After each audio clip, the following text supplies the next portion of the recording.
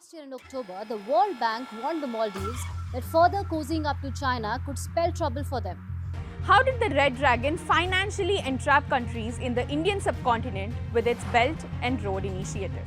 Without significant policy changes, the overall fiscal deficits and public debt are projected to stay elevated, and the Maldives remains at high risk of external and overall debt distress.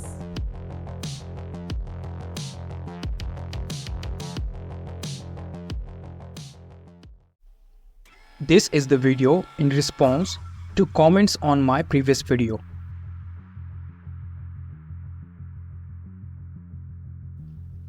Where many of you wanted to know, and for those who are taking China's sides knowingly or unknowingly.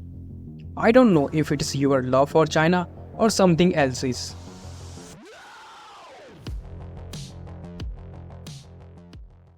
So let's start with the Maldives economy. But before that, whatever data I picked is publicly available and from open source. However, it might be possible it is more than whatever I have taken, but I am sure not in less. Still, I ensure this data I picked up from legitimate sites such as World Bank and IMF and respected international news websites. Maldives has a total national GDP of 6.19 billion US dollar. This is the data as per 2023 financial year, which is comparatively smaller in the world, and the largest income portion of their GDP come from tourism, meaning tourism is crucial for Maldives economy. Good?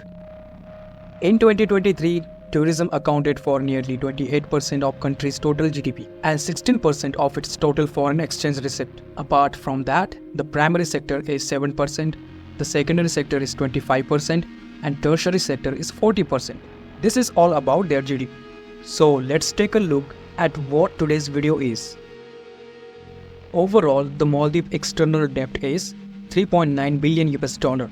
Within this, China alone holds the largest portion. China's loan to Maldives is estimated to be around 1.3 billion US dollar. And where does China figure in this? Beijing is the biggest lender to the Maldives. They owe 42% of their foreign debt to China. China has invested over $1 billion under the Belt and Road Initiative, as I already told you, this to develop ports, airports and other infrastructure. $1.37 billion to be precise. See comparisons, which is representing roughly 53% of the Maldives public and guaranteed debt. So what you get here? 6 billion total GDP and 1.9 billion debt from China alone. This 53% amount of public and guaranteed debt making it largest creditor. Again, 53% is a make and break moment. If you still do not taking China seriously, well and good for you. As per your request, I am also added other source like World Bank, IMF. The World Bank provided 15.6 million US dollar, and this is the grant they gave during the COVID-19 pandemic response. The Asian Development Bank contributed 25 million grant. This is also a grant during the same period. As of 2021, the Maldives owned around 269.8 million in loan and grant from such a monetary institution during the pandemic response. This figure included contribution from organizations like World Bank, Asian Development Bank, and Japan. Again, crucial to know for you, there is a huge differences between grant and loan. Loan are taking back, and it is inevitable. If you bankrupt, then your property would be seized. For example, Sri Lankan Hambantota port is now leased for China for 99 years. Reason is bankruptcy. Hambantota port to China on a 99-year lease. Okay, and in terms of grant, it will never ever come back. That means it is free money for beneficiary nations. So let's look at where India stands in this. The interim budget for India in 2024, which means in the current year, allocated 600 crores, which is approximately 71.4 million US dollar as a grant assistance to the Maldives. This is grant and not a loan, okay? However, this represents as a 22% decrease compared to the last year. 770.19 crores, approximately 93 million US dollar. But remember, it is not India's full budget. It is interim budget that lasted for 3 months because we have an election in the next 4 months.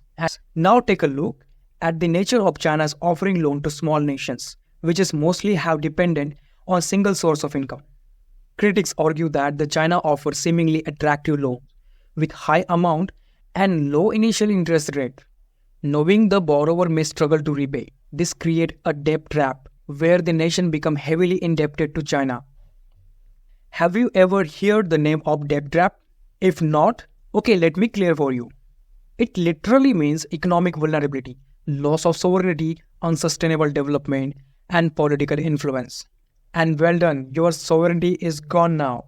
Then I am the decider of what is good and what is bad, and whatever foreign policy is, all under my control.